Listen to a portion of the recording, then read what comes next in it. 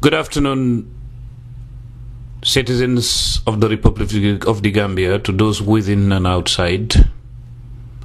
And also good afternoon to our brothers and sisters in the sister Republic of Senegal.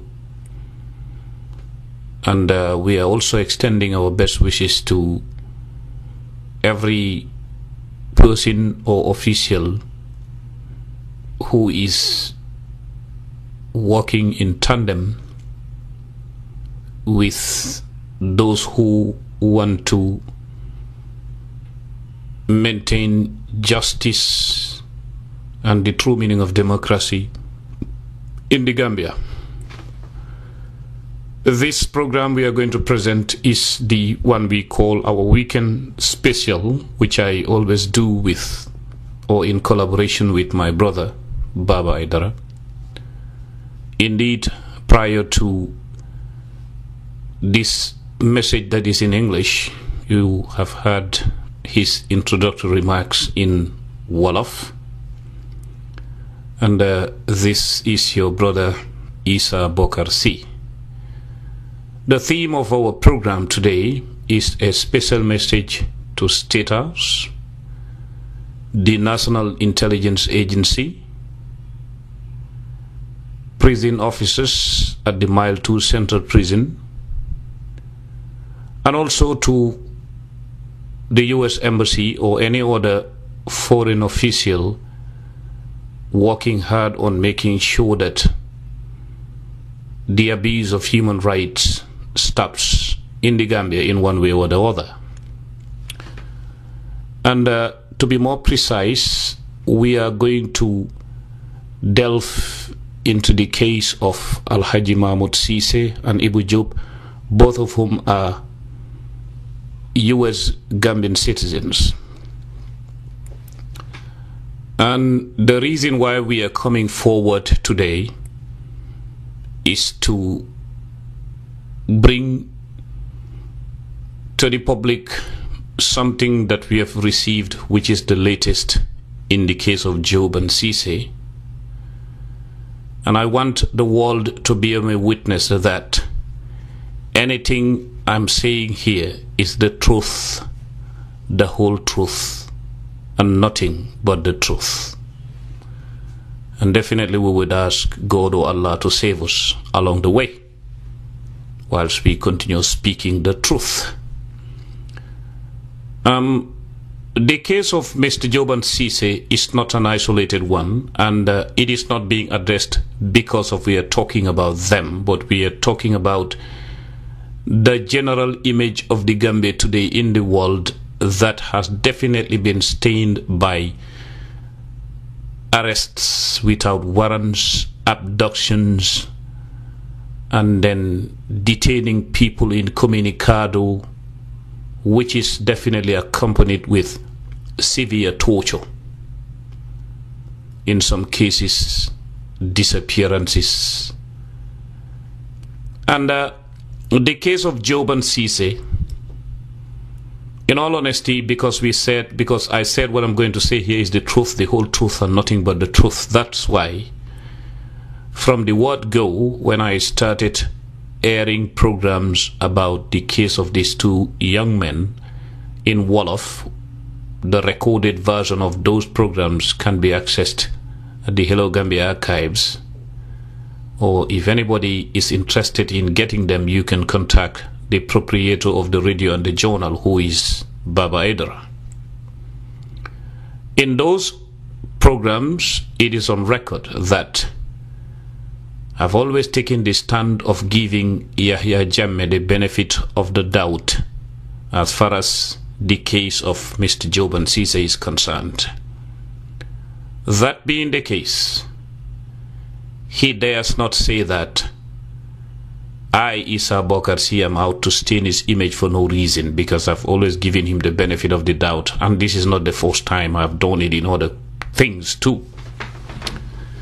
You see, as far as Yahya Jammeh's case is concerned, I want people to understand one thing. He is the one who acts in the subjective way, but I do act in the objective way. I've made it quite clear to the world, to Gambia and to Yahya himself that if I were to be subjective, if I were to be somebody who believes that I owe a person an obligation as a friend, I would have never picked up a microphone and say anything against Yahya Jammeh. But what is the motivating factor here? Is it against Yahya Jammeh the person, or is it constructive criticism against Yahya Jammeh the institution? I believe the latter is paramount as far as my mission is concerned, as far as our mission as a combined team of people who are facing a country that is definitely being shamed by actions that are incompatible with the true meaning of law and order, democracy. That is why I speak and write at any time something wrong happens, especially if it is done by people who claim to be state agents and Yahya Jammeh is the head of state. I believe, in all honesty, if he has to bite his tongue, swallow his ego, he would have been listening to some of us every day and every night. My intention is not to replace Yahya Jammeh. My intention is not to score a point or to prepare the ground to start a political party for. My intention also is not to harbor political ambition. My intention is this. It is what Brutus said to Caesar. He loved Rome. Well, not the exact words, but we all know what he said. He would be there for Caesar. Caesar was out to destroy Rome. Brutus slew him. Simple as that. So let's say if I were to come back to this point and say, has there ever been a person in the Gambia who wrote or signed a letter appointing me as an ambassador throughout history? No. Even if it happens again, Yahya Jammeh is the first person ever who has done that. Shouldn't he sometimes also sit down and think, why is this person so harsh towards me when it comes to constructive criticism? That is why I'm out here to once again send him a signal, make him understand that even whereas he may think that he's very, very angry with me or he hates me, whatever it is in his mind, I definitely don't want to worry myself about it because I am somebody siding with the truth. Let him also think that not everything I tell him is against his interest and the interest of the Gambia. I am telling him what is the interest of the nation for now and the future. Because the past is already gone. We cannot undo the past. We cannot rectify history. We can only narrate or explain what happened historically, but nobody can rectify history. Now, you can avoid repeating what happened historically, but you cannot rectify history itself. That being the case, how many other cases passed through the NIA, Mile 2 Central Prisons, and Yahya Jammeh was being misinformed? Why is he accountable? Because he, as the head of state, should sit down and filter the things that are given to him. And even if he himself is angry, he should create the character around him where the people he calls during his angry moments would withhold what he wants them to do if it is going to be against him and the image of the country until he cools off and come back. He should at least create that atmosphere. But neither of the two, are taking place around Yahya Jammeh, which is very dangerous for him, very dangerous for the Gambia, and of course, very dangerous for the entire sub-region. Nobody should play with the power of a state. And I think that is what my good old friend is doing. He's definitely playing with the power of a state. He believes he's maintaining the momentum, but no. things are moving as fast as quicksand. If Yahya Jammeh was the person who would be going through reports and then try to filter and see the real part of everything, I don't think he would have arrested these two people and kept them this long, staining his image and the image of the Gambia for nothing. That is why we have received facts, the same sources that give us everything we relay, and we have always been vindicated that Mr. Alhaji Mahmoud Ceesay and Mr. Ibu Diop are definitely in the hands of the Jammeh regime. They shuttle between the NIA and Mile 2 Central prisons. Who gives us this information? The same agents who are working with and working for Yahya Jammeh. And in the past, reports came out in different ways. In fact, to be more specific, we remember when the killings occurred, Tabara Samba and others, the regime denied. The information came from within, and it was proven to be true. Of course, they killed them. Later on, the president had to confess. His own ambassador, at the time in Dakar, Mr. Mas Aksigai, went to the Senegalese authorities and branded us as opposition who are blinded by hate, forgetting that I am not an opposition member. I am not. I don't belong to any political party. I took it upon myself to come out and fight against injustice because I believe that I know Yahya Jammeh more than many of these people do. So, if I can forego that friendship and everything between us, he should sit down and think deep and understand that when the country's interest is at stake, I believe it is old friends who should stand up and speak truth to their old friend. That is, if those people see the country, not the person or their own personal interest. Yahya Jammeh today has these two people in Mile 2, like he held others who are, of course, Gambian US citizens in the past, to a point where the Reverend Jesse Jackson was involved in the negotiations. And we all know that when the Reverend came there, if Yahya saw him as a lightweight or somebody who is a nobody, he wouldn't have assigned him to be responsible of even coordinating and negotiating between him and some of the political party leaders in the Gambia. That is at a stalemate at the moment. Nothing has come out of it. The process of negotiations, the process of, discoursing what concerns people within and outside, as far as the Gambia is concerned, is not unilateral and should not be unilateral. It should be, one can say, a two-way highway. At least, for goodness sake, it should be traffic that is flowing. Those are going, others are coming. It is a give and take. It's the win-win situation. Even if Yahya had to create an exit route and resign and leave the presidency, it is still a win-win situation. So, coming back to the case of these two, which is not an isolated one,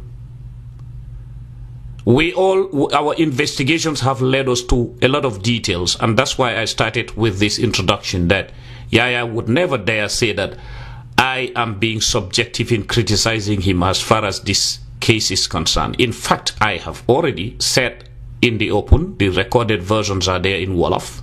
Any person, be it in America or elsewhere, can access them and listen. They can hire the services of a person who could be an expert in Wolof, who could even speak better Wolof than I am and interpret everything I said. I've never ever been unfair to him. I've said it. In the case of Alhaji Mahmoud Ceesay and Ibu Diop, I give him the benefit of the doubt. This case has clues or in fact we have clues to present. First on the list is that based on what we have investigated so far, it is business gone foul. And the two young men, Cisse and Job, are victims of jealousy and hearsay talk from envious parties. Some of whom are in America, others are in the Gambia. Like I always tell my good old friend President Jammeh, people test the pulse of his surrounding and then they gauge his mood. They understand when to strike and when to implicate others. Some think he's paranoid, others believe he's temperamental. Either or, I don't think either of these would be good for a country as far as the head and the heart and the mind of a head of state is concerned. Yahya Jammeh, as usual, was misinformed. I can bet that he is acting blindly and recklessly in the case of Mr. Job and Mr. Cisse. And also the nature and character of the regime in Banjul is self-explanatory. You know? So, and we have also found out all the specifics. Of course, our investigations range from the general to the specifics, but let's talk about the specifics. We have found out from certain agents who are working for the state that they have been assigned and directed to be frustrating the efforts of the U.S. Embassy deliberately. How do they do that? When they talk to the U.S. diplomats, and I believe the U.S. diplomats need to listen to me here very seriously. I'm not here to score points against Yahya Jammeh. I don't have a political party. I'm very objective and impartial in what I talk about. And I will never stain my country's image for nothing. Absolutely not. Yahya Jammeh definitely does not love the Gambia more than I, Issa Bokarsi, do. No, he does not. He doesn't love the Gambia more than Issa Bokarsi does. Absolutely not. They frustrate the efforts because what happened in the past, the same thing, or in fact the magnitude has been, it is at a higher magnitude now, because they believe that the U.S. Embassy would intervene at any time an American is arrested or held incommunicado. That's why the State House started saying that we don't have them. What do? If they say it in English, if the U.S. diplomat or any other person who investigates is close by, they will change and speak in local languages. Of course, they are aware of the fact that some American officials also speak local languages, but I don't know whether the American officials understand that you can turn local languages also upside down. People do that in the Gambia. Let them be careful too. So,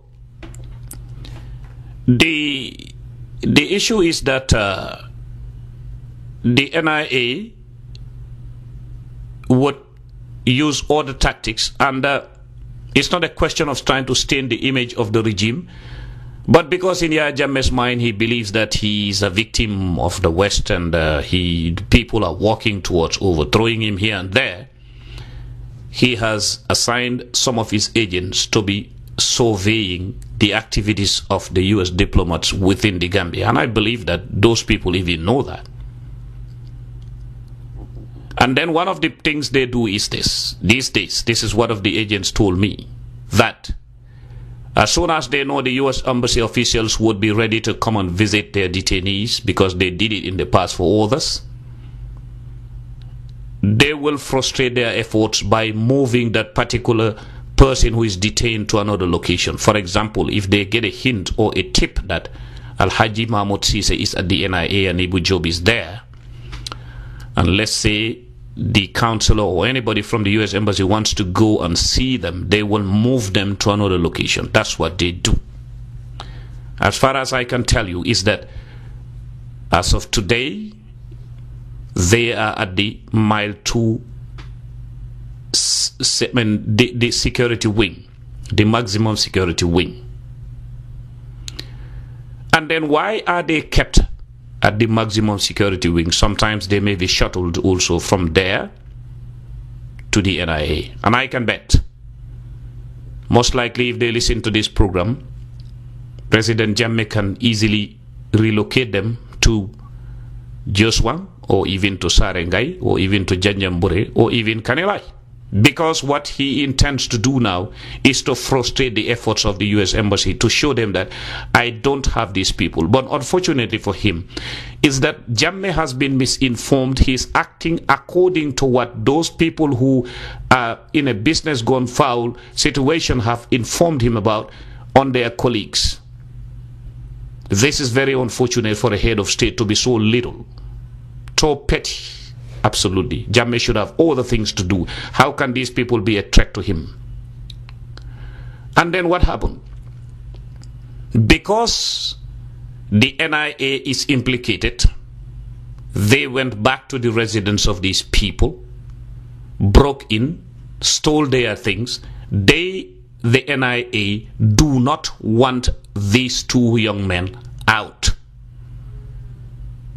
Two things they have in mind. Now, the first thing they had in mind, they wouldn't want to do, because they know that everybody knows these men are with them. But they would have eliminated them. Now what they want is to make sure that these people are charged and jailed for a long time. But that too could be avoided if only Jammeh knows that he is doing it against himself. Because sometimes, even if you are rebelling against a situation, you should have a cause why you are rebelling. And also, what makes the case, what nullifies everything that the state may present against these people is what I'm going to say now. Mr. Ceesay and Mr. Job have been subjected to severe torture, like any other detainee who went through those gates. And they are kept right now incommunicado because the state wants to cover traces of torture. That's what they do. When they torture somebody, when there is blood or anything that could show a scar, they will keep you incommunicado for weeks, so that if you come out, nobody will realize that you were tortured. That is why they are kept incommunicado, unfortunately, but they are alive. And I want also any US official or any family member to understand that I'm giving them the green light to quote me. Tell President Jammeh that I, Issa Bokar C, said what I'm saying is the truth, the whole truth, and nothing but the truth. He has these young men. He needs to release them. He's staining his image for nothing, and he's being misled absolutely by thieves. And I know what I'm talking about. He knows me too. He knows that I don't joke about when I do things. Yahya Jammeh knows me more than those people at the NIA working for him do. That is a fact. We are in the army together. Now, the other side of it is this. Those people wouldn't want them to come out because they don't want them to reveal what exactly happened. And also, let me remind the US officials here, or any family member, that Yahya Jammeh understands how the West operates along those lines. He knows that most of the time they will ask for pictures to prove that the person is in a cell and things like that. That is not what somebody should do with Yahya Jammeh, and especially the NIA at this point. I will give you examples. When Chief Ibrahim Amane was abducted during the African Union Summit because he wrote an objective article, I wasn't happy about it. What did the NIA say? What did the state say? They said, we do not have him. The young man's old father, about 90 years, went to visit the Minister of Interior then, who is Usman Sanko, and now is still there. he found him eating roasted meat in his office. He asked about his young man, his son, and Sonko laughed. What did he say? He said, a mentally ill person came to my office asking for his son, Ibrahim Mane. Well, at the time, and even now, people know that there are gardeners at the State House who disguise as gardeners, but those are the people who kill at night. I'm not changing the image. That is the truth. And then later on, his own vice president, Aissatou Njie Saidi, traveled to the United States, met Mohammed Keita, a renowned journalist working for the New York Times, the Africa branch. What did the vice president say? She deliberately misinformed society, accusing social media of being the ones responsible of destroying the image of the Gambia government. She said to Mohammed Keita that you are in America here. You see what's happening in America. Do you think abuse of human rights only happens in the Gambia? Thinking that Mohammed is an American. Well, what did she give as a cover-up? And prior to her coming to say this, the former Minister of Justice, Edu Gomez, said that he can vouch and he swore over everything that Ibrahim Mane is somewhere in America. Aissatou Njie Saidi came and said another contradicting remark or statement. She said Ibrahim Mane might be one of those young men who died in the high sea because people crossed the Atlantic Ocean to go and search for greener pastures. Now, the Minister of Justice said one thing, and Aissatou Njie Saidi, the Vice President, said another thing. Where is the Minister of Justice today? He's been fired. That was a tactic to cover up. At the time the heat was on, Senator Durbin has never given up on this. The late Senator Ted Kennedy and others signed a petition asking Yahya Jammeh to release Ibrahim Mane or let the family know where he is. God being so good, one of his former hitmen, or the driver of the team that does it, he calls himself the driver, he is Mr. Bailo, came out and spoke the truth. He had a program with me on Hello Gambia, and the recorded version of what he revealed is still with Dr. Baba Aidara. One can access it or ask him to bring it out. Bailo came out and said to the family of Ibrahim Mane that let them never ever think about seeing him again. Mane was killed and thrown in a well, an abandoned well somewhere in the Casamas.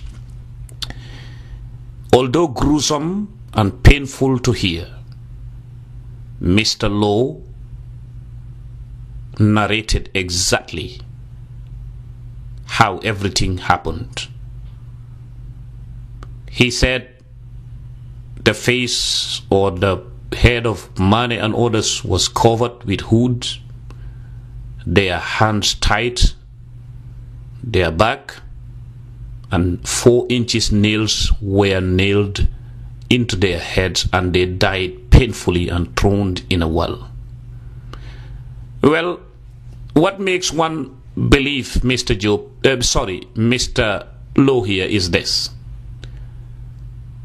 In all honesty, if one associates all the variables, you'll find out that he has no interest in revealing that to us here at Hello Gambia, simply because somebody may think that he wants to be granted asylum in the United States. Geographically, he's disqualified because he is in Germany, somewhere in Europe. And that is what he told me. He was very honest. He said, I am coming out because I want to clear my conscience here that I cannot keep this in me. I must speak for people to know what actually happened. Ibrahim Mane is dead. But that very state denied having heard him. So here it is. Compare that to what is happening to the two young men right now. And think about if one should sit and believe that the Gambia government doesn't have these people simply because we don't have a picture in a cell. No. My testimony is enough evidence. Tell Yahya Jammeh that I said he has them. And I know that he has them. And he knows that he has them. With or without pictures, they are there. Another case in point is this. We do remember when they came for Imam Bakausu Fofana. People were asking the Supreme Islamic Council and others to get up and ask. But whatever they try to do, the president and the regime itself under his watch would say, we do not have him. Later on, Bakausu emerged. That is another case. Another case is this. They came for Imam Baba Mukhtar Lee. Took him away. What did they say? We don't have him. People started seeing his Mercedes-Benz packed. There was a time that even some Islamic scholars in the Gambia were saying, I don't know why people are saying this, but the government said they don't have Imam Baba Lee. Well, we have all heard and seen, and then the world has witnessed that, of course, they had him. And they tortured him and kept him incommunicado for 5 months, 17 days. We will revisit the past here and extend our gratitude to the U.S. Embassy. Because, why are we saying that? In all honesty, Mr. Baba Lee, or Imam Baba Lee, sorry, is not a U.S. citizen. But the U.S. Embassy stood up to defend justice, regardless of the fact that he is not a U.S. citizen. And that is what is expected of a superpower like America. A democracy like America. And that's what they did. We thank them for that. And then we have all the cases lined up here to give us examples of a regime that lives in denial. Anything they do, you ask, they will say, we don't know, we don't have him. Later on, it comes out that, yeah, they do. We remember our dear brother and the loved one, the late Single Nyasi. He was once taken away. They said, we do not have him. Finally, people found out that, yes, indeed, they do. So, in the case of Al-Haji Mahmoud Sise and Ibu Diop, there is no difference. They are there. They were tortured and are still being tortured. But the severe part of the torture was done, and then they are kept to cover the traces of torture. And they will sign or confess to crimes they do not even know about, they have never heard about. Coming back to the specifics, we also understand that investigations are on, and we have specifics. Mr. Sise's own cell phone let the Gambia government also know that there are local carriers here in America whose clients they arrested. And those people can help in investigations, especially where it's about life and death. These printouts have proven beyond all reasonable doubts that Mr. Sise in particular was calling people who sell solar panels and other things like that. And we understand, we are not going to reveal names here, of course. We understand that this printout is in the hands of some U.S. government officials, and they know about it. So the Jammeh regime must be very careful here too, because Sometimes one may think that you are stubborn, you are trying to play a game, or you are trying to use people as bargaining chips, when in actual fact you are destroying your own self, Mr. Jammeh. Because I would still give you the benefit of the doubt that you've been misinformed as far as these two young men are concerned. You've already committed a mistake enough. I think cutting your losses short is better than extending them for no reason. So, when we come back to another point, we can give all the evidence that the regime has been doing all along. How many people? There was a time that another imam at the Banjul International Airport, one Haidara, was picked up because he spoke his mind. The regime said, we do not have him. That is the usual excuse. Finally, people will come to understand, yes, indeed, they have him. Before we close, we will remind the family members, the US Embassy, the State House and the NIA, simultaneously of the case of Rambo Jatta of Bakau, of course, who later on rallied to join the regime. But when he was held, people started asking for him. The regime said, we do not have him. God so good, international human rights defenders, in fact, one of them was threatened and was arrested. That is unthinkable. They are the ones who located Rambo somewhere in Sarengai. That is what saved him. Otherwise, he would have been killed and dumped. There are so many other cases where the regime would say, we do not have this particular person, and later on people come to know that they have them. That's why we are interested in pursuing the cases of people, not because of we are defending them individually. No, we are in it for the sake of justice. And after all, who can claim to be fighting to remove dictatorship when you are using, or when you take the citizens as secondary, then you are not fighting to free the country. I think they are on top of everything. Whoever is arrested, held incommunicado, tortured, abused, we should all get up and speak against it.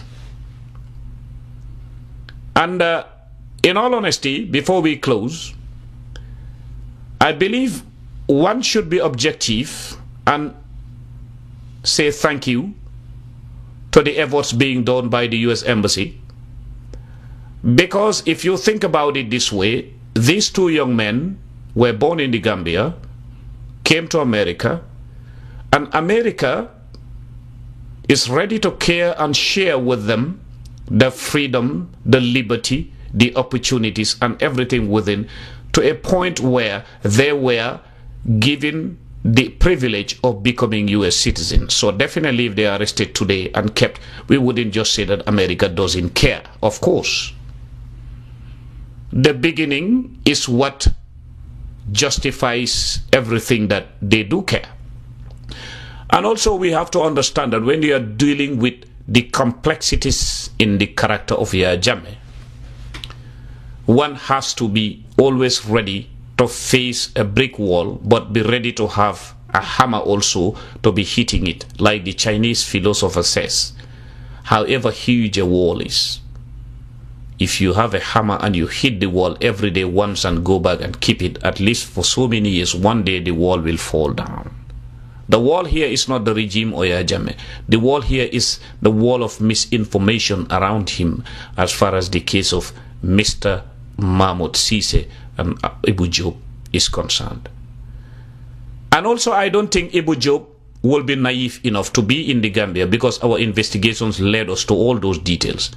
Get on Skype, call his family, and then his little kid will be jumping around happy daddy has called. He doesn't, according to what we investigated, the little kid does not even know the difference between where the dad is and until they were arrested. Every time he sees him on Skype, he will think that the dad is at work. I don't think Ibu will be that naive to be calling his family, talking to his family when he is planning a coup d'etat. I don't think Alhaji Mahmoud Ceesay would be naive enough to be calling his little sister, Juka Ceesay, or to be calling the other sister, Jayfana Ceesay, for them to run around the country searching for places that can sell solar panels and all that to the young man, which was of course detected on the printouts of his telephone also by local carriers. What I am saying, of course some US government officials have that. They know what I'm talking about. I'm not making up a story about the printouts of the phone. And it is not a top secret because they have to have it. It is their responsibility. So, I don't think his sisters would have been going around this country searching for places that can sell products to him so that he can use those to establish a business in the Gambia and somewhere in Freetown. I don't think Alhaji would have been naive enough to be calling them if he was organizing a coup d'etat. Now, the whole point is that I, Issa Bokar C, am solemnly declaring that Alhaji Mahmoud Ceesay and Ibu Job are in the hands of the Jammeh regime. Whether they are located in a cell or not, whether a picture is taken or not, let everybody, the family members, the US government, US officials, Gambia government, and everybody know that I am saying that they are in the hands of the Jammeh regime, and at the moment they are kept at the Mile 2 maximum security wing. As soon as Yaya listens to this program, he is of course going to use his tactics. I think the best bet for him is to come out plain and accept having made a mistake, and he has been misinformed. He should address the issue with those who misinform him and then arrest them and make sure that they replace Alhaji Mahmoud Ceesay and Ibu Job, because that is better for him and better for our country. Otherwise, I challenge Yaya that if he dares deny that they are with him, I'm not going to tell him what other evidence I'll bring forward. And if I do, he will regret it, because I know that he wouldn't want some of those names, particularly the person he has assigned to be monitoring and to be surveying US government diplomats right there in Banjul. He knows who I am talking about. Those are the people, or that is the particular individual who coordinates that and knows the next step that the US Embassy wants to do, how or when they want to come and visit, so that they can change tactics, because they want to use these people as to frustrate them so much so that it will become something part of the part of what they will bring forward on the table for negotiations. I don't think he should use these innocent people as human shield for whatever he wants to use them for. Let Yahya Jammeh not try me, please. It's not a threat, because he should understand that as a responsible head of state, he shouldn't shame himself for no reason. If he wants to go that route, let him understand also that he's losing more than he's gaining. That is where I will end it. Release these people. Accept that you've been misinformed. There is nothing like defeat here. And I'm not begging you. I'm calling you to be responsible. I don't have time to beg you, because I'm not going to beg you over wrong, because you are wrong. You are wrong, Yahya. You have been misinformed and you are absolutely wrong. Release these young men. You have nothing to gain out of this. You have a lot to lose. That I will tell you. Thank you very much, listeners. Have a wonderful afternoon.